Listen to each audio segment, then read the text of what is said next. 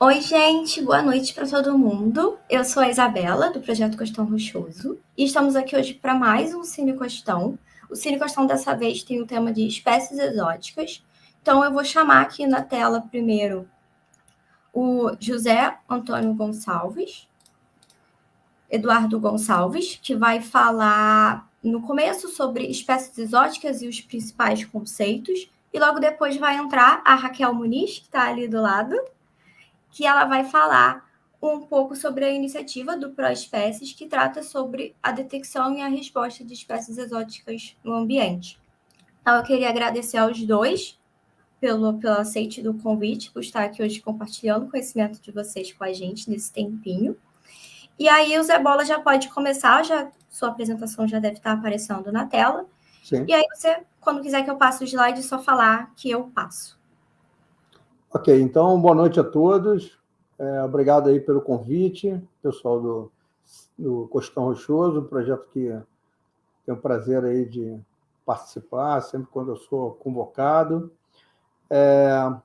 A minha palestra vai ser uma palestra introdutória para grande público, onde eu vou falar um pouco sobre espécies exóticas, né? O que são espécies exóticas, os principais vetores de introdução dessas espécies. Aí, as principais espécies exóticas que nós temos em Arraial do Cabo, e eu vou apenas apresentar as novas ocorrências, que será tema de uma palestra mais à frente. Aí. Pode passar, por favor.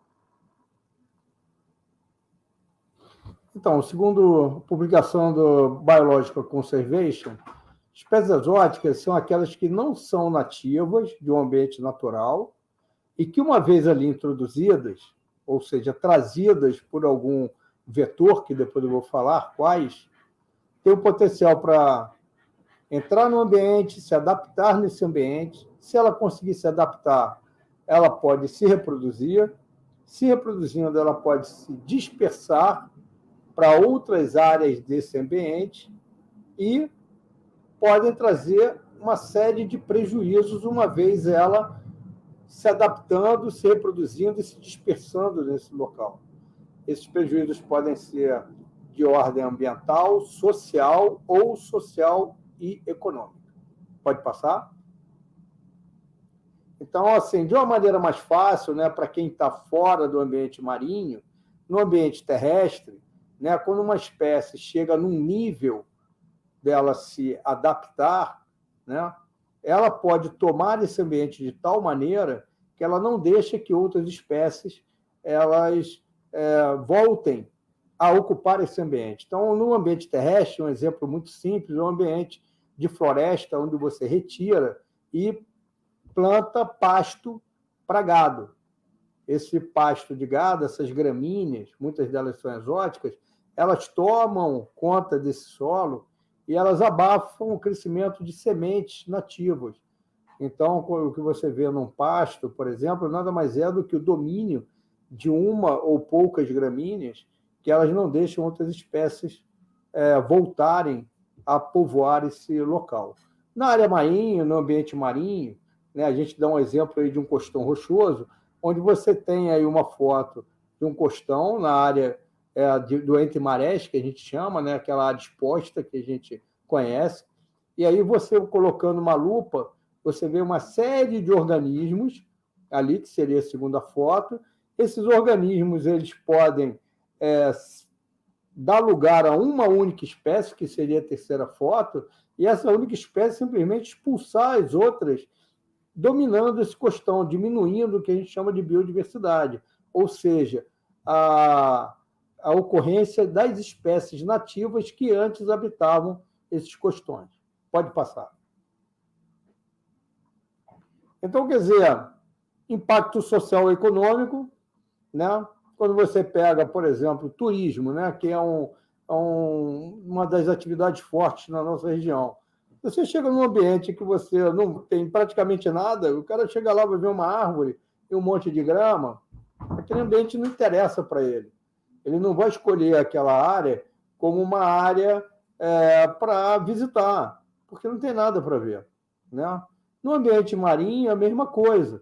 Então, você tem uma foto de Arraial do Cabo, inclusive, né? onde você vê um ambiente extremamente diverso, e, de repente, esse ambiente ele é colonizado por uma espécie, essa espécie cobre tudo e ele não vai ver nada. Então, o mergulhador vai chegar aqui e vai ver aquele costão totalmente dominado por uma única espécie, e aquilo não tem graça para ele, ele vai procurar outras áreas de mergulho. Então, você tem um prejuízo social e tem um prejuízo econômico. Ok? Continuando. Muito bem. Segundo esse informe de 2009, que vocês podem encontrar no Google, tá? É só procurar pelo título, né? É um informe do Ministério do Meio Ambiente em que eles publicaram, na época, em 2009, um total de 58 espécies exóticas marinhas no Brasil. Tá? Esse informe ele categoriza essas espécies em formas diferentes. Tá? Por exemplo, as espécies exóticas elas podem ser denominadas contidas, que é esse primeiro quadrículo que eu apresento aqui. Ela está em ambientes artificiais, isolados ou parcialmente isolados no ambiente natural. Então, um exemplo mais típico são as espécies exóticas que você vê num aquário de coral, que tem shopping, tal, onde você vê espécies do mundo inteiro, só que elas estão presas ali naquele aquário, então, quer dizer, praticamente não há nenhuma possibilidade delas irem para o ambiente natural e se adaptarem ou invadirem o ambiente natural. Próximo. A segunda categoria é aquela que a gente chama de detectada. Então, por exemplo, esse mexilhãozinho aí que a gente vê, esse mexilhão verde, ele foi detectado em Arraial do Cabo, né, há pouco tempo, mas ele ainda não está se reproduzindo, né, oficialmente. A gente não tem visto ele em vários lugares. Então, ele já está detectado para Arraial do Cabo, mas a gente não pode afirmar que ele já está se reproduzindo e se dispersando. Próximo. Estabelecido. Estabelecidos são aqueles que já estão no local, já se reproduzem no local, já habitam um determinado local, mas ainda não tem uma confirmação que esse organismo ele esteja afetando negativamente esse novo ambiente em que ele está povoando. E a última, próxima. As invasoras. As invasoras, aí sim, é uma categoria onde você já tem uma população estabelecida, se reproduzindo, se dispersando e causando um impacto ambiental negativo. Então, é o exemplo desse micro-organismo que ele tem afetado os ouriços da região, porque esses ouriços eles absorvem esse micro-organismo e acaba necrosando o tecido desse organismo. Próximo. Tá? Muito bem, mas de onde vêm essas espécies exóticas que chegam em nosso país? Então, de novo, naquele informe, naquele livro, né, de 2009, né, é demonstrado que 30% das espécies exóticas que chegam no Brasil vêm da região do Indo-Pacífico. Tá? 14% do Oceano Pacífico. 20% daquela região ali do Caribe, tá? Do norte da América do Sul e da América do Norte. E em porcentagens menores de outras áreas do planeta. Então, você vê que as principais áreas que vêm essas espécies para o nosso país, ela vem ou do Indo-Pacífico ou do Pacífico, do Oceano Pacífico, ou seja, do outro lado, daqui está assim, né? Do outro lado da América do Sul. Próximo. Muito bem. Uma outra coisa importante é em termos de navegação. Todas essas bolinhas que vocês estão vendo aí, vocês conseguem através do site chamado Marine Traffic, e ela te mostra em tempo real, vocês podem entrar na internet e acessar esse link, da movimentação de diferentes embarcações no mundo. Então, se vocês olharem, isso aí foi capturado hoje, tá? Isso é o que tem de embarcações de diferentes tipos, navegando pelo mundo. Então, vocês veem que é uma loucura, né? Em 24 horas, você tem navegação pelo mundo inteiro, porque a gente está numa época globalizada. Então, a gente recebe carga, recebe insumos de outros países, de vários locais do mundo, e nós também levamos. Então, esse vetor, que é o vetor vetor marítimo, é um vetor importante de introdução de espécies exóticas marinhas na nossa região. Próximo. Muito bem. Então, assim, falando dos principais vetores, um deles, esse vetor, ele pode vir através de organismos que vêm fixados, presos nos cascos das embarcações.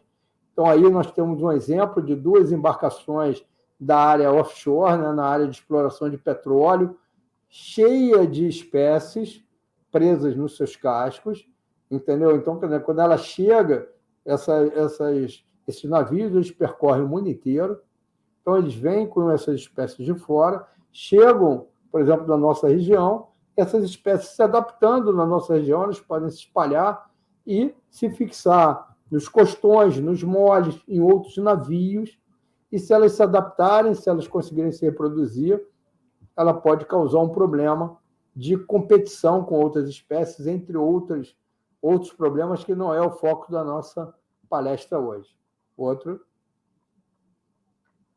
Então, aqui uma foto de Arraial do Cabo, né, com navios e plataformas diversas, né, e que foram, né, apontados como um dos principais vetores de introdução de espécies exóticas, né, na nossa região, né. Nos anos 2000, né, através de uma série de laudos, foi possível comprovar esse tipo de vetor e foi então baixada uma legislação impedindo a entrada desse tipo de embarcação com alto potencial de invasão na nossa região, né? Próximo. Um segundo tipo de vetor de introdução é a água de lastro. O que é a água de lastro? Os navios cargueiros, eles têm tanques laterais no seu porão em que eles servem para lastrar o navio. O que é lastrar o navio? O navio, quando está sem carga, indo para algum porto receber a sua carga, para ele não ficar muito leve para navegar entre os oceanos, ele bombeia a água salgada do porto de origem para dentro desses tanques que ocorrem ao redor do porto. Então, ele estabiliza a embarcação. O problema é que quando você bombeia essa água, ela vai com um monte de micro-organismos, com larvas de organismos e tal, daquele porto de origem. Quando ele chega no destino final, que ele vai receber a carga, o que ele tem que fazer? Ele tem que deslastrar, ele tem que jogar essa água fora, né, para o navio não ficar muito pesado, senão ele afunda. E aí ele vai trocando essa água pela carga. No momento que ele joga essa água fora, ela também sai com uma série de micro-organismos. De onde? Do seu ponto de origem. Então, se ele estava na África, ele pegou a água da África, da costa da África, trouxe para o Brasil e liberou essa água no Brasil.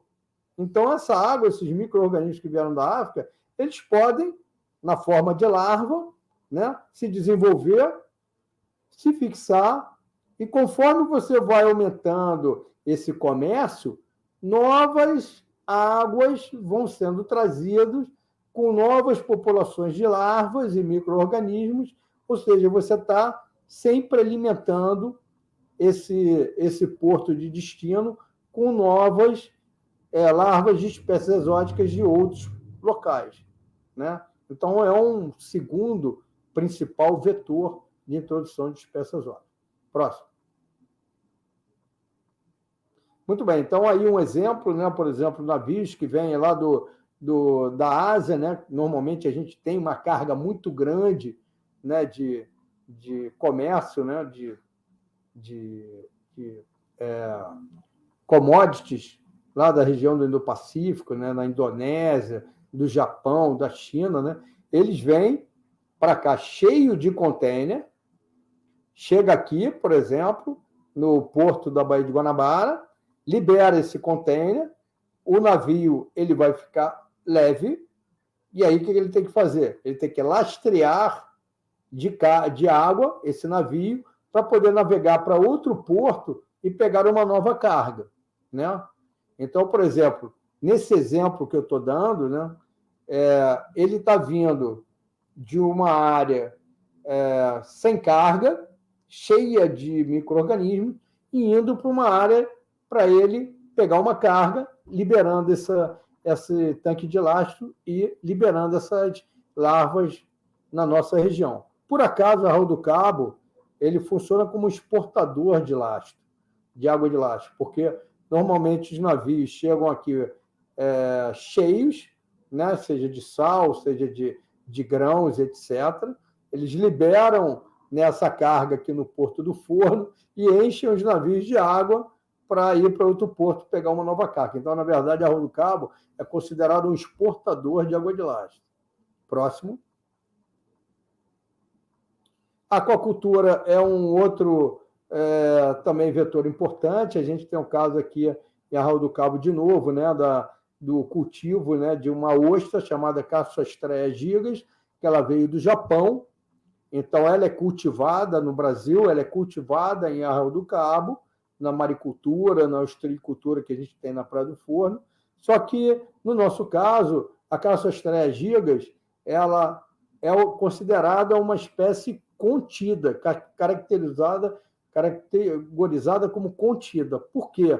Porque ela não consegue se reproduzir aqui em Arraial do Cabo. Ela precisa de uma temperatura muito baixa, que nós não temos aqui, apesar da ressurgência, nós não temos essa temperatura baixa por uma quantidade de dias suficiente para que ela possa se reproduzir. Então, a gente pode trazer essa espécie exótica para cá, a gente pode cultivar com a certeza que ela não vai se reproduzir e não vai se espalhar pela nossa região.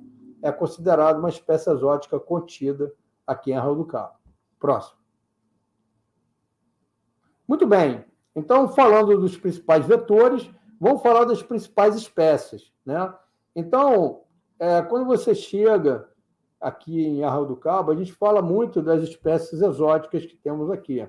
Então, a gente fala do coral-sol, né, que são espécies desse coral que veio do Indo-Pacífico, veio de Galápagos e foi introduzido aqui na nossa região.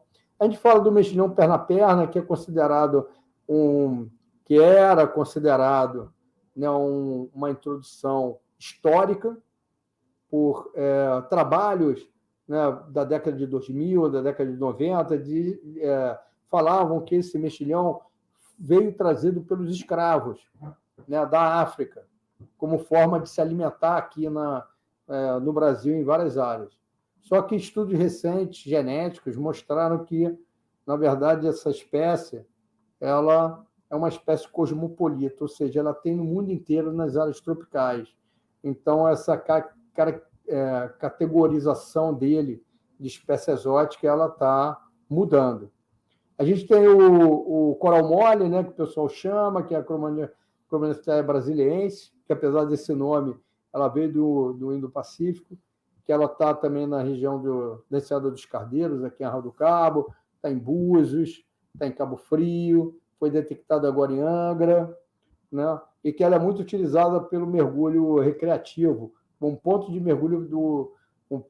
mergulho recreativo pelas operadoras de mergulho. Temos a Crassostrea giga, que eu falei, ou seja, são as espécies mais comuns que, quando a gente entra no ambiente marinho, a gente ouve falar nessas espécies. Próximo. E temos outras menos conhecidas. Então, aqui você tem uma série de organismos marinhos, né, que o pessoal do público em geral não está acostumado, né, a observá-los no ambiente marinho, mas eles já estão aí, já estão estabelecidos em Arraial do Cabo, alguns com impacto negativo, né, e outros não. Então, aqui são espécies menos conhecidas. Outro. E para terminar essa breve introdução, esses são 6 exemplos de novas ocorrências em Arraial do Cabo. Tá?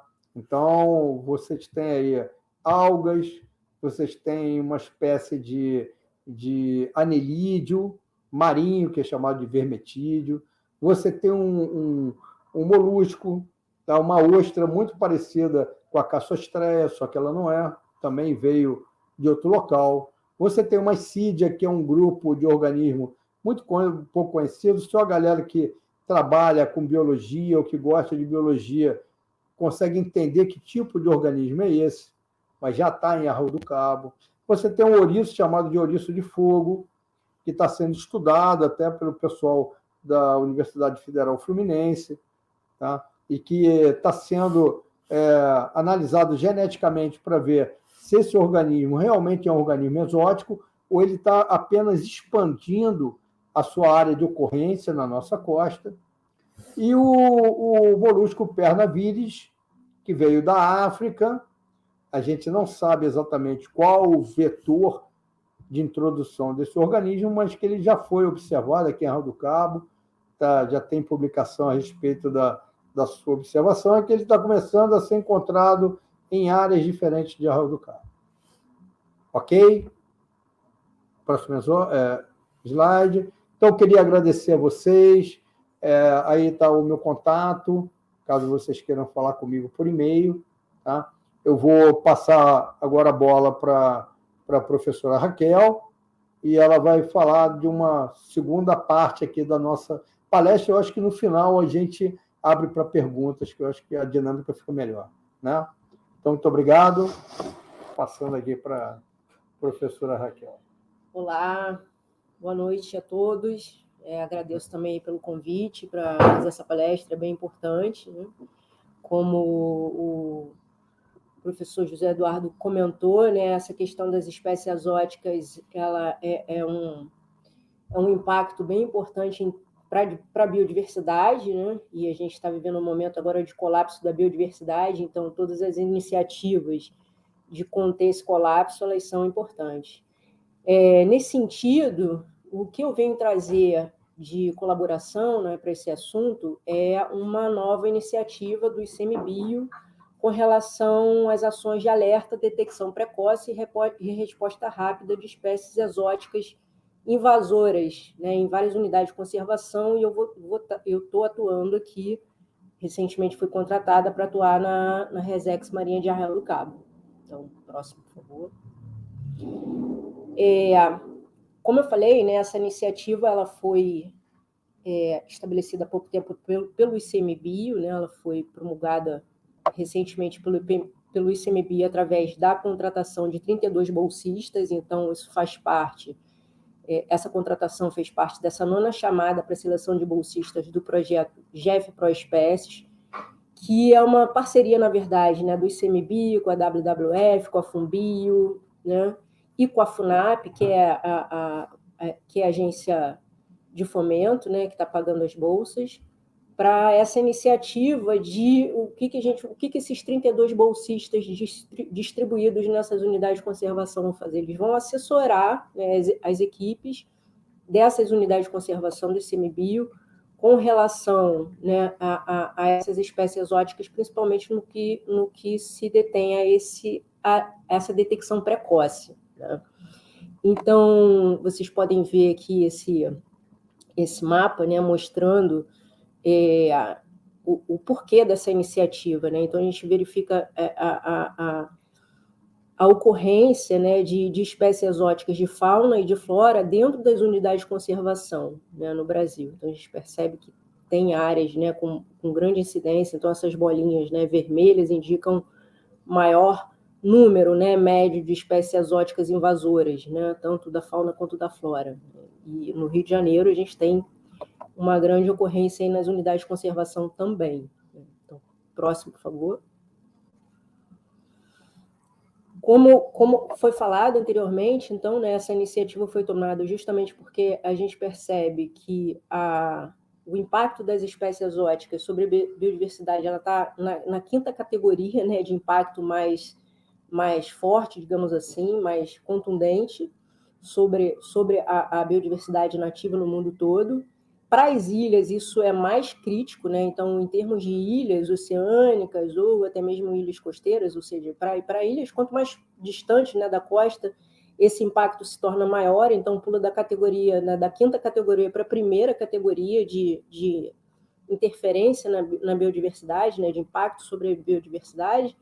E, além quando a gente está falando em biodiversidade, a gente está falando de economia também, né? Porque nós, seres humanos, dependemos diretamente dessa biodiversidade. Então, se tem impactos na biodiversidade, para o meio ambiente, tem impacto para o ser humano em termos de sobrevivência. Então, essa é uma questão crítica, por exemplo, para a segurança alimentar, né?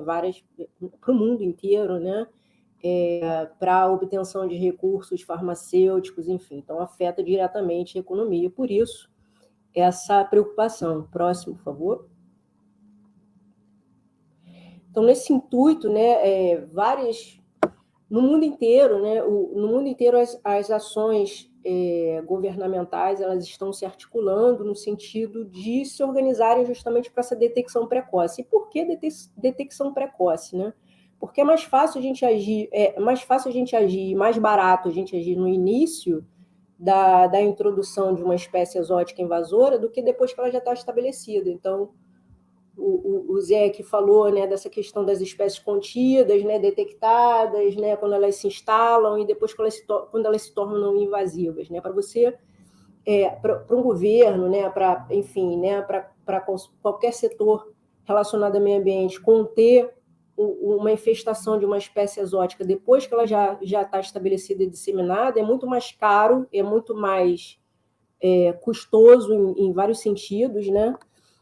De infraestrutura, grana, né? Fora os impactos que já vão estar seguindo, do que você agir com uma detecção rápida. Então, nesse sentido, vários governos do mundo inteiro estão se organizando para isso, e aqui no Brasil também. Então, tem uma ação, né?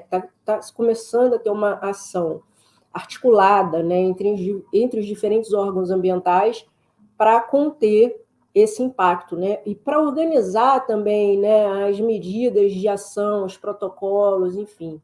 Então, a gente está tendo uma mobilização nesse sentido. Então, o ICMBio, ele foi responsável, né, por verificar essas unidades de conservação prioritárias para a detecção de espécies exóticas invasoras, né, para essa resposta rápida, e também está articulado nessa questão dos projetos pilotos, né, para essa detecção precoce e resposta rápida. E é aí que os bolsistas entram, né? Cada bolsista tem uma unidade de conservação dentro dessas áreas prioritárias. O IBAMA vai estar gerenciando os protocolos de avaliação de risco. Então, mais uma vez, me reportando aqui a apresentação do Zé, né?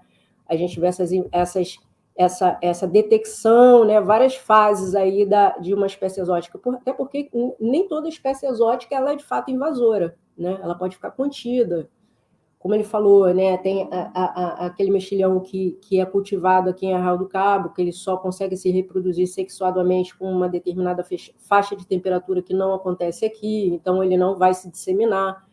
Mas, enfim, você tem espécies que vão dominar tudo. Então, a gente tem que ter protocolos de avaliação de risco de uma determinada espécie. Como é que essa espécie ela se reproduz sexuadamente nesse local ou não, né? Ela ocorreu aqui, foi detectada, mas ela está numa faixa que não é ótima para sua dispersão, para sua reprodução. Então, passa por essa análise, e isso é o IBAMA que estaria com essa responsabilidade, né? E também com a responsabilidade de sistematizar esses registros de ocorrência, né, com esse banco de dados. O banco de dados é importantíssimo, né? E o Ministério do Meio Ambiente de estabelecer os protocolos, né, a publicação dos protocolos manuais, né, análise das vias e vetores, como o Zé já comentou também, né, de portos, né, isso a gente está falando de espécie exótica marinha, né, quando a gente está se referindo a portos, maricultura, né? Tem outros colegas aí que estão trabalhando em outras unidades de conservação pelo Brasil que estão com problemas bem graves. Então, assim, né, quando você tem, por exemplo, espécies exóticas invasoras de gramíneas que vêm na sola do sapato do cara que vai fazer uma trilha, e dentro de uma unidade de conservação, como é que você vai conter isso? E vai ter que ter protocolo para isso, né? e estabelecimento das espécies exóticas prioritárias, né? Porque a gente tem aquelas espécies exóticas invasoras que se disseminam, né? Muito menos agressivas do que outras, né? Tem umas muito mais agressivas do que outras. Então a gente tem um destaque aí, o coral-sol, que é hiperagressivo, né? Ele consegue, né, se estabelecer em diferentes ambientes, né, se propaga com grande rapidez. Então, essa seria uma espécie exótica prioritária. Isso tudo viria dessa avaliação de risco feita pelo IBAMA. Então, só para a gente ver aqui as responsabilidades, né, a integração dessas responsabilidades por diferentes setores aqui governamentais relacionados ao meio ambiente. Próximo. Então, como eu falei, né, como estou trabalhando aqui, vindo agora por ICMBio, né, com essa responsabilidade, qual é a responsabilidade do ICMBio com relação às espécies exóticas? Então, existe assim, uma responsabilidade legal, né? Existe uma articulação por instrumentos legais, então, decretos, portarias que estabelecem essas responsabilidades. Então, segundo o decreto 11.193 de 2022, seu artigo 2º, competência do ICMBio, que é executar medidas para prevenção de introdução, para o controle ou erradicação das espécies exóticas invasoras em unidades de conservação federais e suas zonas de amortecimento. Então, o que seria essa detecção precoce e resposta rápida? Primeiro, detecção precoce. Identificação dos focos iniciais de invasão biológica, né, de poucos indivíduos aí localizados de uma espécie exótica. Então, como o Zé falou, a espécie foi detectada, por exemplo, perna virídica, aquele molusco verdinho, né? A gente observou alguns indivíduos aqui em Arraial do Cabo, mas a gente ainda não tem essa avaliação de risco, se esse organismo ele tem um potencial de ser um invasor agressivo. O que fazer? Resposta rápida, né? Investimento rápido em retirada desse organismo, monitoramento, né? Enfim, justamente o que eu comentei anteriormente, né? Essa detecção precoce permite com que você tenha uma resposta rápida de forma a minimizar os custos, minimizar os impactos provenientes dessas espécies invasoras. Próximo, por favor. Então, dentro do ICMBio foi fomentada nessa divisão de manejo de espécies exóticas invasoras, que é de meio, que aí compete, né? Então, eu respondo diretamente a essa divisão de manejo, né? Foi criada dentro do ICMBio essa divisão específica, né? Esse setor específico para cuidar especialmente dessa questão das espécies exóticas invasoras. Então, qual é a competência? Né? Analisar as propostas de ação de manejo de espécies exóticas invasoras nas unidades de conservação federais e subsidiar tecnicamente tomada de decisão, apoiar na elaboração de diretrizes e orientações técnicas para prevenção, alerta, detecção precoce, resposta rápida e erradicação e controle de espécies exóticas invasoras nas unidades de conservação federal, gerir dados e informações sobre ocorrências, né, impactos das espécies exóticas invasoras nas unidades de conservação federais e subsidiar técnica e cientificamente as ações de monitoramento, pesquisa e manejo de espécies exóticas invasoras nas unidades de conservação federais. E é aí que entra o papel dos bolsistas, né? Esse subsídio técnico e científico. Vamos lá? Então, assim, por que, né, com relação à detecção e resposta rápida, eu já comentei aqui sobre esse exemplo de Brasil, que a gente está começando a se articular agora. Eu acho que é interessante porque não se tem, assim, aí colocando um pouco da minha apreciação, né, da minha observação, da mesma forma que no passado a gente tinha instrumentos legais, né, leis, decretos, enfim, que definiam algumas unidades de conservação, áreas protegidas, mas que não se tinha uma política pública, né? De fato, da mesma forma, a gente agora está começando a construir, através dessas ações, uma política pública nacional integrada para a resposta dessas espécies exóticas, né? É muito interessante porque assim, é um impacto significativo, tem um potencial para ser um impacto significativo. Então, por exemplo, a gente tem um potencial significativo de impacto quando a gente tem um derramamento de óleo, né? A plataforma teve um vazamento de óleo de petróleo numa área. Então, a gente tem todo um sistema dentro, né, do Ministério do Meio Ambiente, articulado com as empresas de petróleo e tal, de construir um sistema de gestão desse problema, né, desse impacto. Mas a gente não tem isso para a espécie exótica, que também é um impacto e pode ser um impacto significativo. Então, acho que seria isso, né, a articulação de uma política nacional, né, e o estabelecimento de um sistema de gerenciamento de resposta, né, a nível de Brasil. Isso é muito interessante, né, porque em outros locais do mundo, como vocês podem ver aí, né, de acordo com trabalhos publicados, existe, né, essa preocupação e existe esse estabelecimento desse sistema de gerenciamento de resposta rápida, né? No petróleo, né, na área de petróleo, a gente usa muito quando faz os simulados ou quando a gente tem um problema real de vazamento, é o ICS, né, que é o Incident Command System, né, que é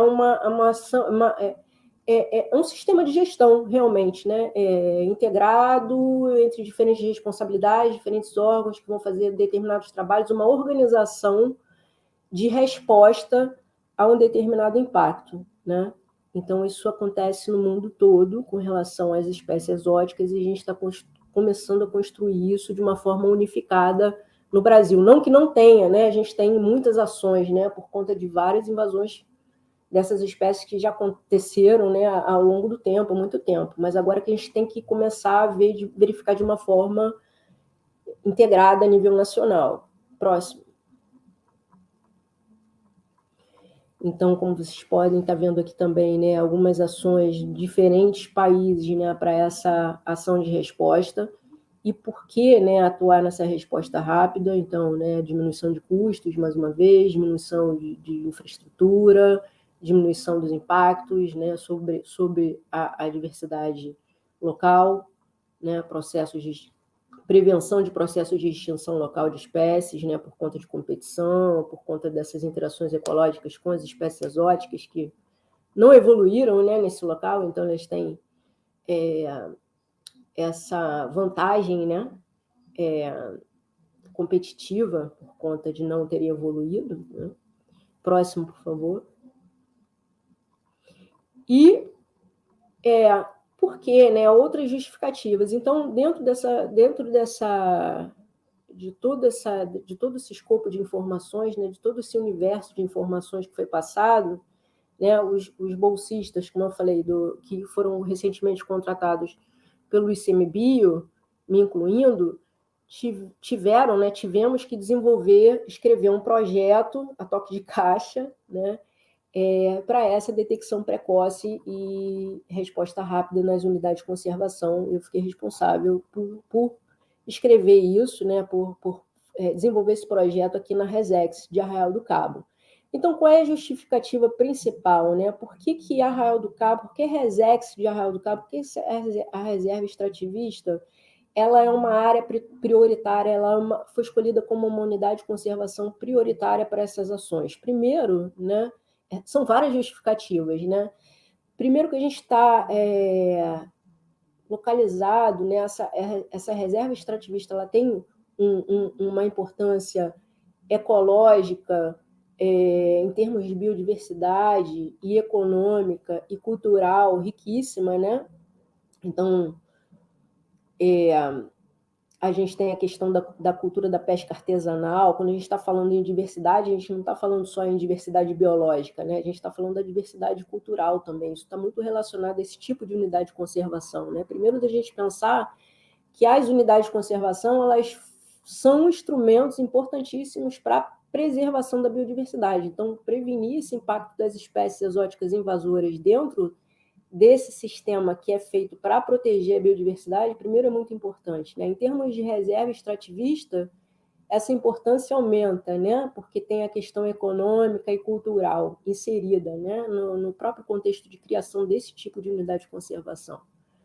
Outra justificativa importante é porque a gente está localizado aqui em Arraial do Cabo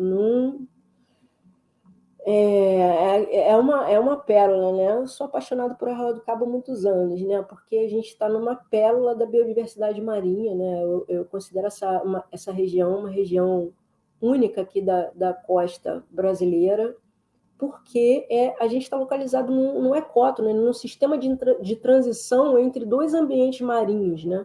Então, esse mapa que está aqui embaixo, ele é um mapa do trabalho do Spalding et al., né, e vários colaboradores que vocês estão vendo aqui, eu acho que 2007, agora não estou lembrando se é 2007 ou 2017, mas, enfim, ele trata dessas ecorregiões marinhas, porque a gente, em termos de biodiversidade, de biogeografia, né, quando a gente trata da biogeografia, muito já estabelecido, muito é conhecido, tem um refinamento muito maior quando você fala da biogeografia terrestre do que da marinha, né? A marinha é muito mais difícil de você estabelecer as ecorregiões marinhas, né?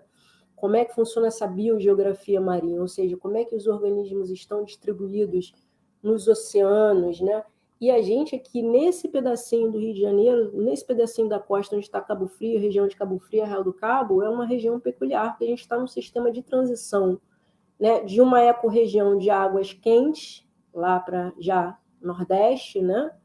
Norte e Nordeste, águas quentes, transparentes e tal, né, com várias características peculiares, e da região sul, né, a área subtropical, né, águas frias. Então, em Arraial do Cabo, a gente tem o quê? Um verdadeiro hotspot de biodiversidade, porque numa área tão pequena a gente tem regiões, praias com influência dessa água fria, da ressurgência, né? A gente tem praias características com águas mais quentes, então a gente consegue abrigar aqui tanto espécies que só ocorrem em águas frias, quanto as que só ocorrem em águas quentes, quanto as que ocorrem, né, nas duas situações. Então a diversidade aqui marinha é riquíssima por conta desse fenômeno da ressurgência, que está ligado, né, à corrente, né, ao sistema de ventos, enfim, né, da sazonalidade climática no Brasil, né? Isso é incrível, né?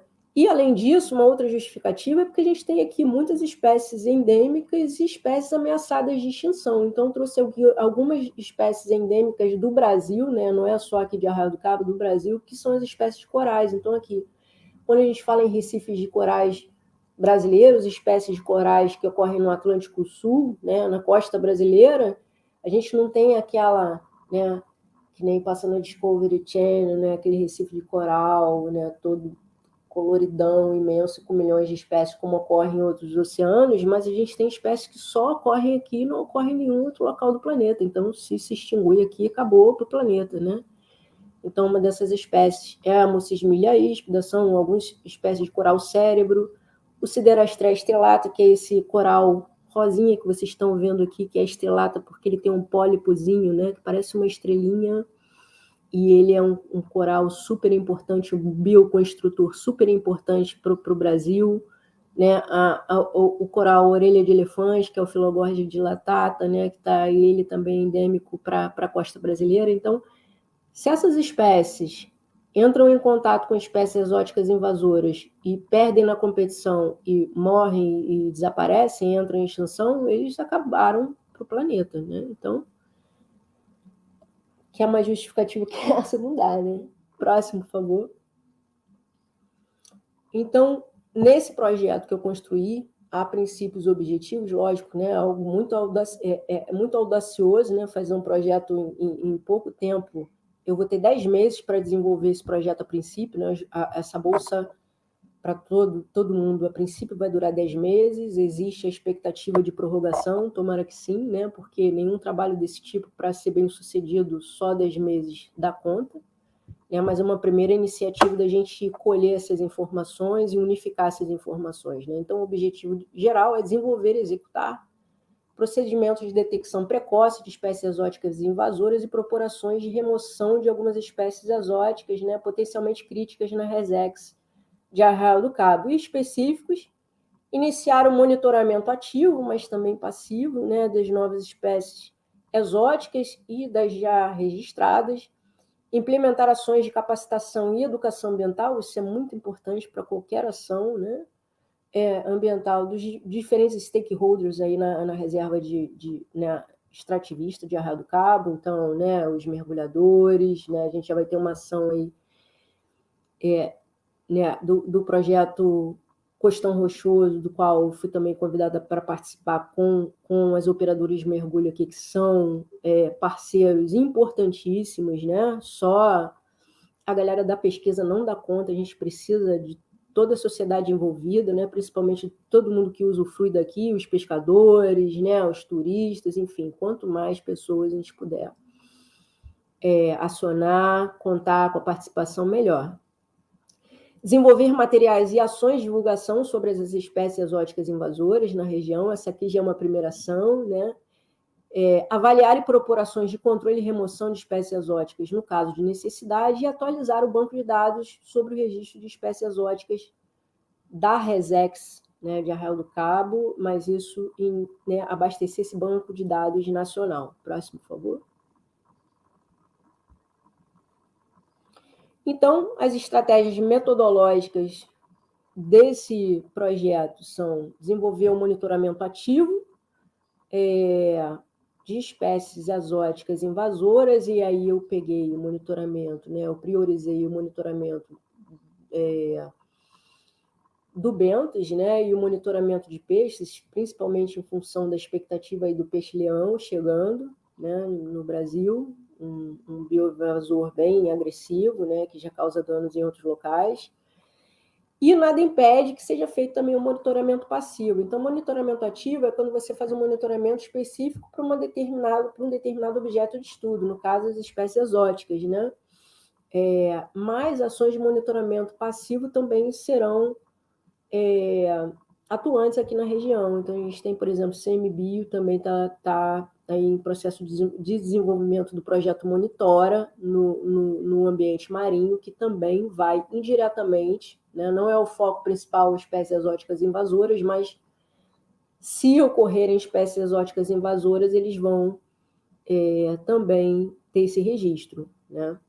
Então, o monitoramento é bastante importante, capacitação e educação ambiental e possíveis ações de remoção, caso necessário, né? E aí a gente vai ter que desenvolver um protocolo, né?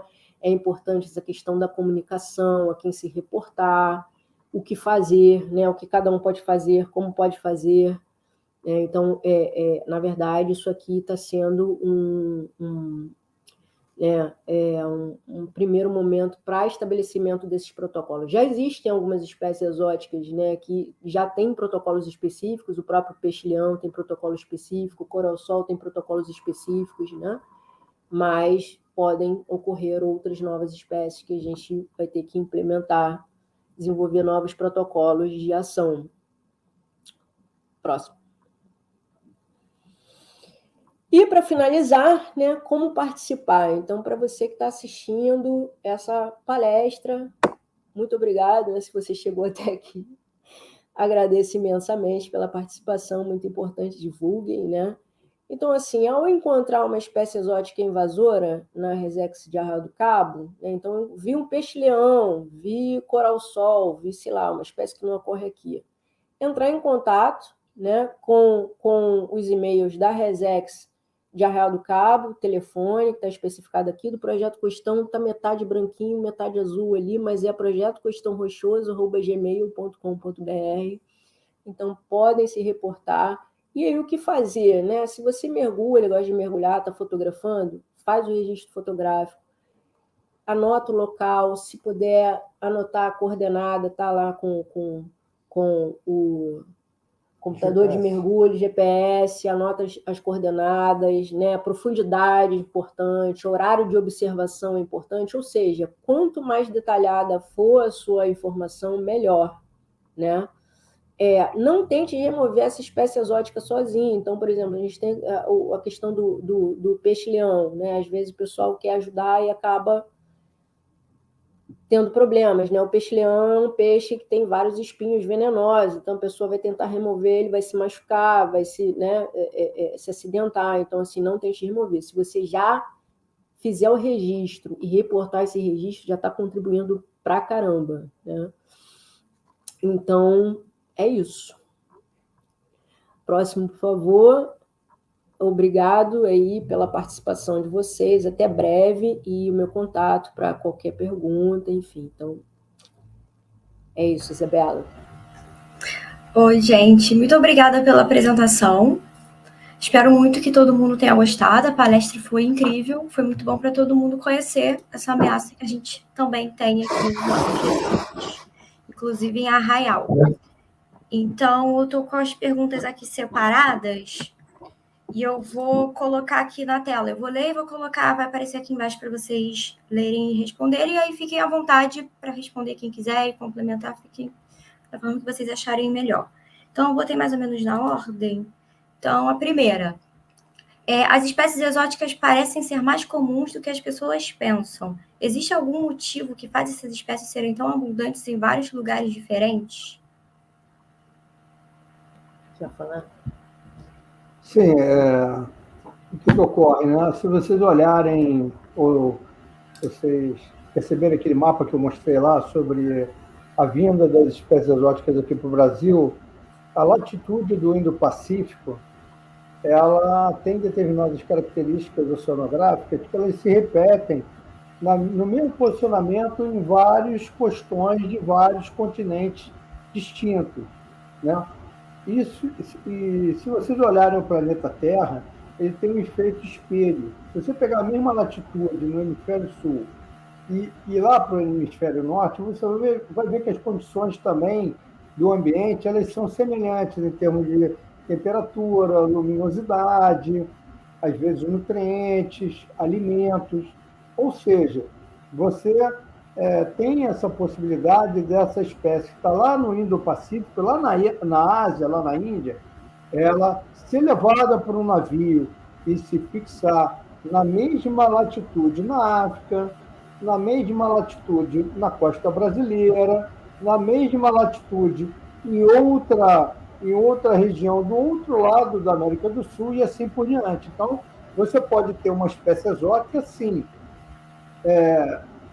se dispersando na mesma latitude em diferentes continentes, e se for um efeito espelho, se você levar para o hemisfério norte na mesma posição de latitude, ela também vai poder se espalhar também no mesmo posicionamento no outro hemisfério. Então, pode ocorrer, sim, essa dispersão em vários locais. E é por isso que ocorre, porque as condições oceanográficas são semelhantes. E tem uma outra questão, que é a questão evolutiva, né? Então, por exemplo, as espécies, elas estão distribuídas no planeta, não é exatamente por acaso, assim, né? Existe toda uma história. A história do planeta, né? O planeta ele já se modificou muitas vezes, né? Os continentes se distribuíram de várias formas diferentes, né? Existiu período glacial, esquentou, esfriou, né? Interglacial, muitas coisas aconteceram. Então, a distribuição de todas as espécies no mundo responde a uma história, né? Cada espécie em uma determinada área, ela interage com as outras espécies que ocorrem ali. Então, né, ela pode ser predada por um organismo, ela pode ser contaminada, né, por um organismo patogênico, e a sua população vai ser controlada. Quando essa espécie sai desse local, é transportada, e como o Zé falou, vai para outro local, que as condições são semelhantes, que ele está super bem ali, e ele não tem. Chegou num local novo, não conhece ninguém, não vai ser predado, não vai ser contaminado, ele vai explodir, né, a sua proliferação, ele não vai ter controle, e aí ele se torna um invasor, né? Por isso que ele se torna muito abundante, essas espécies exóticas se tornam abundantes fora da sua região de distribuição natural. E aí, agora falando um pouco sobre Arraial. Existe algum prejuízo ambiental conhecido dessas exóticas que o Zé Bola apresentou lá de Arraial para a Resex? Boa pergunta, né? A gente tem observado que alguns locais, algumas espécies, elas têm dominado determinados costões, mas se você perguntar para mim, alguma espécie foi extinta pelo aparecimento de uma espécie exótica? Eu não tenho essa resposta para você, tá? Não tenho, e pouquíssimos pesquisadores no mundo teriam essa resposta, tá? Agora, há prejuízos? Eu mostrei, é porque eu não, o foco da palestra foi apenas apresentar as espécies. Né? Se vocês me convidarem, eu posso mostrar os impactos, né, diversos de diferentes espécies em Arraial do Cabo. A gente tem vídeo para mostrar, a gente tem determinada a espécie e o impacto que ela ocorreu. Então, por exemplo, a Ostreopsis, que é um dinoflagelado, é um micro-organismo. Dependendo das condições ambientais em Arraial do Cabo, ele explode. E ele pode afetar ouriços, pode afetar peixes, ele pode matar, porque ele tem substâncias tóxicas potentes. Os mexilhões que existem na maricultura, eles são filtradores. Se tiver em condições ideais para esse micro-organismo explodir na maricultura, esses mexilhões vão filtrar esses micro-organismos. E se a gente se alimentar desses mexilhões, a gente vai parar no hospital. Um choque anafilático, podendo inclusive morrer. Existem vários países na Europa que trabalham com maricultura e que eles têm um monitoramento exatamente para ver quando tem bloom dessa espécie para a venda de frutos do mar. Eu acho que até no sul do Brasil também. Na Santa Catarina tem isso daí. Sim. Programa de monitoramento, até de modelagem, assim, dependendo das condições ambientais, para ter uma previsão prévia de se vai ter alguma proliferação, porque, por exemplo, dinoflagelados são bem assim, preocupantes, né? Eles têm ação neurotóxica, hepatotóxica, então pode levar a óbito mesmo, isso é um problema de saúde pública. Assim. Esse caso dos micro-organismos é um caso típico de Arraial do Cabo que não é monitorado pela saúde pública, mas existe, é uma realidade, é uma realidade, isso está ocorrendo, só que a gente não está preparado em termos de saúde pública para esse problema, mas tem outros, tá? Mas eu vou deixar isso no ar para a próxima palestra. Tá, a próxima pergunta. Por que em algumas unidades de conservação, como Alcatrazes, por exemplo, o ICMBio participa e promove ações de retirada de coral-sol, e aqui em Arraial não é feito? Qual é o critério de decisão do ICMBio? Posso responder? Vamos lá. Tem muitas questões envolvidas, né? Primeiro, quando a gente está falando de unidade de conservação no Brasil, a gente tem que ver que o Brasil ele é múltiplo, né? Então, cada local se comporta de uma forma. Tem a questão da gestão também. E tem a questão de como a espécie exótica invasora ela vai se comportar numa determinada região. Então, por exemplo, como eu falei, né, Arraial do Cabo, ele é um local que ele está sofrendo influência de águas frias, águas quentes. Aqui a gente já tem bastante tempo a presença do coral-sol, mas ele não se proliferou até hoje como se proliferou na Baía de Alegrande, que é logo aqui no Rio de Janeiro também. Né? Assim, as águas frias elas limitam bastante a proliferação do coral-sol. Né? Então, a gente não teve aquele domínio do coral-sol ainda. Mas, assim, ações de retirada, elas podem ser tomadas também. É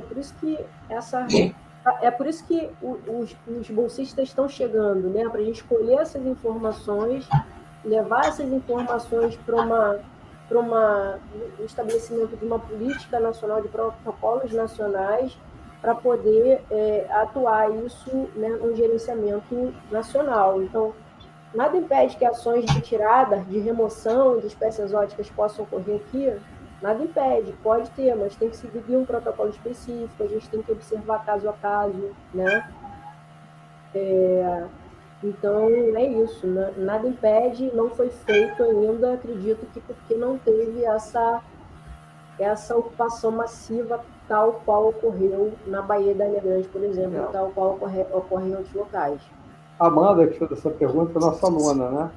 Então, eu recomendo você, que trabalha com coral-sol, né?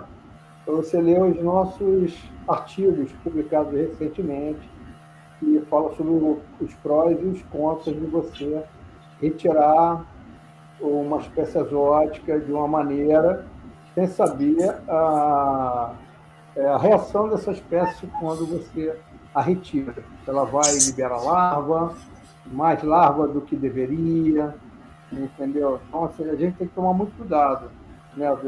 qual reação, qual tipo de resposta que a gente vai ter. Então, a gente tem algumas publicações, né, sobre esse tema, dá uma lida. Tem uma publicação muito legal da Dani Batista, né, de 2017, que foi, inclusive, uma publicação que eu usei uma época no relatório para a Petrobras. Na época eu trabalhava na Petrobras e a gente fazia o monitoramento de um gasoduto e a gente estava acompanhando, além da biodiversidade que crescia em cima desse, que na verdade assim, não era um gasoduto que ficava por baixo de um envolvimento de pedras, né? Porque como esse gasoduto, esse oleoduto, ele foi colocado e aí existia movimentação por conta de ondas, eles cobriram tudo de pedra, ficou tipo um Recife com um Recife artificial, né, de pedras, e começou a crescer tudo em cima, inclusive o coral-sol. E aí a gente observava isso, se não me engano, era de 6 meses, tinha monitoramento por ROV, né, por imagem, a gente fazia o monitoramento pela observação das imagens, e a gente estava observando que o coral-sol estava crescendo, se proliferando. Teve uma época que, pouco antes de eu sair da Petrobras, que eu vi vários mortos, assim, vários deteriorados já, mortos, assim. E aí a gente observou o que está acontecendo aqui. Foi uma corrente fria que entrou e ficou durante um período de tempo, e eles morreram, né, nessa água fria. Então, é importante, assim, o estabelecimento de um protocolo, às vezes, é difícil, né, justamente por isso. A gente tem que ter tempo também para observar a ecologia, né, como o organismo se comporta, e como eu falei, ele vai se comportar diferente, ele pode ter comportamento diferente em diferentes locais, né? Então, é isso. Fora a grana para fazer isso. Também. E ainda seguindo ali na Arraial do Cabo, Arraial do Cabo aplica medidas de controle das espécies exóticas? Então, eu acho que essa iniciativa, a própria iniciativa do ICMBio, já é uma medida de controle das espécies exóticas, né? Se a gente está chegando junto agora para poder fazer esse levantamento, isso é uma iniciativa bem significativa, né? Como a Raquel falou na apresentação dela, a gente está dentro de uma unidade de conservação e que tem, no caso de Arraial do Cabo, tem algumas particularidades, mas também tem o caso da biodiversidade. Então, qualquer controle em unidade de conservação é importantíssimo, porque as unidades de conservação, né, elas conservam alta biodiversidade. Então, a gente tem que prevenir e combater, né, o maior brevidade, com a maior aplicabilidade possível, né, essas espécies exóticas. Está acontecendo isso na Mata Atlântica, agora no Rio de Janeiro, que tem um projeto grande para retirada de jaqueiras lá da Mata Atlântica, no Rio de Janeiro. Por quê? Porque elas estão dominando áreas, estão monopolizando áreas do Parque da Tijuca.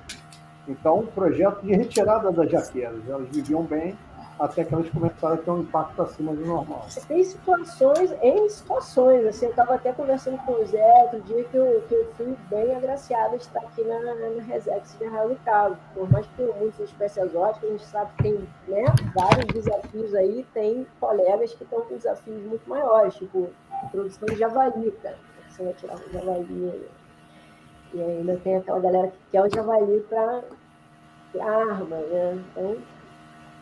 Então, pelo menos que caçem um javali só, né?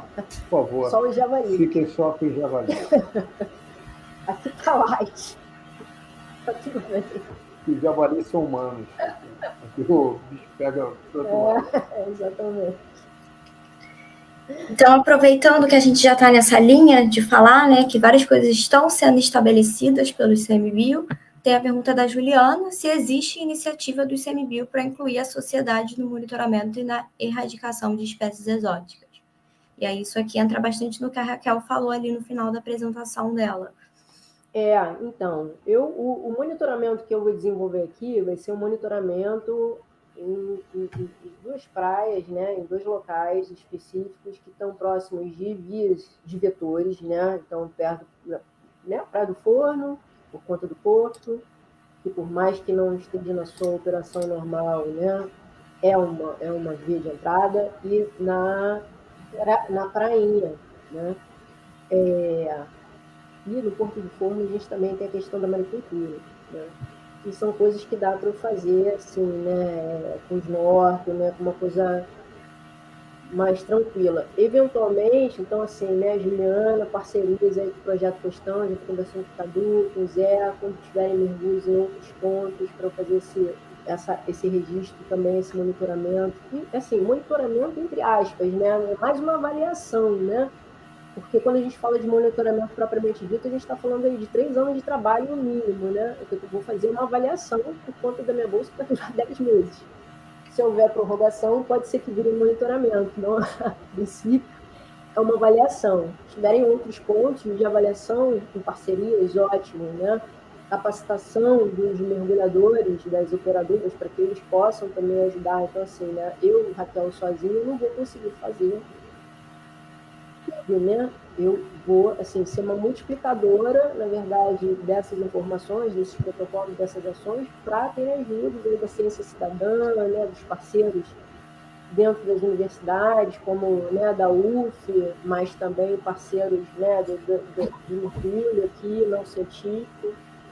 Então, é isso. Quanto à erradicação, após esse levantamento, ou dependendo da situação, criar mobilizações de erradicação também, né? A gente tem tanto a questão da erradicação, e isso ocorre muito no início, né? Tipo, o pernavirídeos que o Isabela tinha falado, né? Aquele mexilhão verdinho. Erradicação, quando está no início, é bem mais fácil, né? Ou controle, né?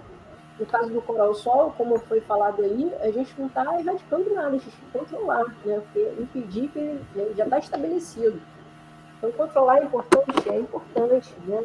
Ações de prevenção de chegada dessas espécies são importantíssimas, porque quando você tem ondas, né, de novas, da mesma espécie, né, a espécie ela pode estar estabelecida, mas quando você tem ondas de introdução da mesma espécie exótica, o que você está fazendo? Você está promovendo a diversidade genética daquela população, então ela vai ficar muito feliz, né? Se você interromper essas ondas de reintrodução e você vai minando, né, essa diversidade genética, você pode estar minando o sucesso também de estabelecimento dessa espécie no local. Então,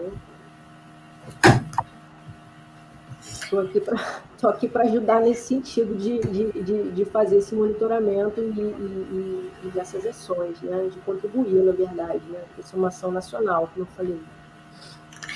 E agora a última pergunta, por causa do nosso horário também, do horário de vocês. Então, Vinícius, ele quer saber, Raquel e Zebola, há alguma projeção do ICMBio ou grupos de pesquisa sobre os próximos candidatos a invasores a chegarem na região? Como é que é, Zé? Chega aqui também. Desculpa. Mais uma pergunta. Pode repetir, por favor? Há alguma projeção do ICMBio ou grupos de pesquisa sobre os próximos candidatos a invasores a chegarem na região? Sobre os próximos candidatos? Boa. Então, o próprio Pernaviris é um candidato fortíssimo, e o Peixe-Leão, né? O Peixe-Leão é o grande sucesso, assim, né? Porque o Peixe-Leão, ele já está passando ali da barreira, né? Que é o rio Amazonas, né? Que é a barreira que prende ele, né? Ele já chegou lá no Caribe e tal, já causou um impacto grande, já há um tempo, e está ocorrendo aqui. Então, ele já chegou no Nordeste, já tiveram ocorrências aqui, está todo mundo nessa expectativa dele chegar, o que fazer, né? Então, esses são os candidatos fortes. Porque a gente tem aqueles, né, como você fala de invasão, né?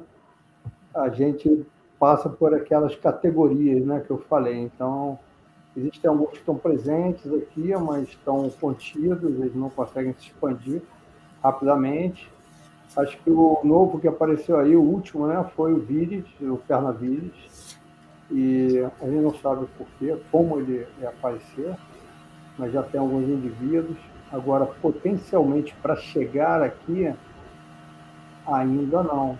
Tem um octocoral que está lá em Angra, né? Você já deve ter visto que o pessoal lá em Angra já filmou, né? Ele está no outro lado da América do Sul, já causando estrago grande, esqueci o nome dele agora, pequenininho, muito aquário, ele é lindo, azulado, né? Já está na Bahia, né? Então, quer dizer, ele está em cima, embaixo de Arraial do Cabo. Talvez a temperatura da água daqui ainda seja uma barreira para ele, mas ele pode aparecer na Praia dos Anjos, né? Então, quer dizer, esse talvez seja dos que ainda não ocorreram até agora,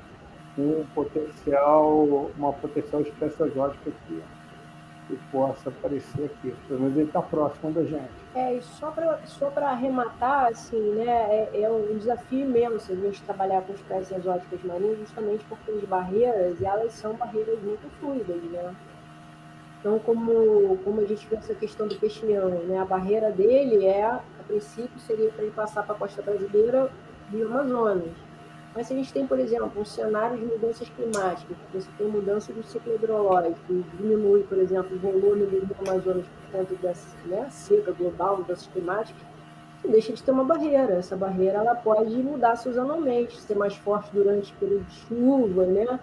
Durante o período de seca, diminuir essa barreira, né? Então, correntes marinhas, né? Temperatura da água, tudo isso muda, e no cenário de mudança climática global, isso aí, né, vai mudar numa velocidade muito mais rápida e, por consequência, essa dinâmica de bioinvasão vai se tornar muito mais crítica, né?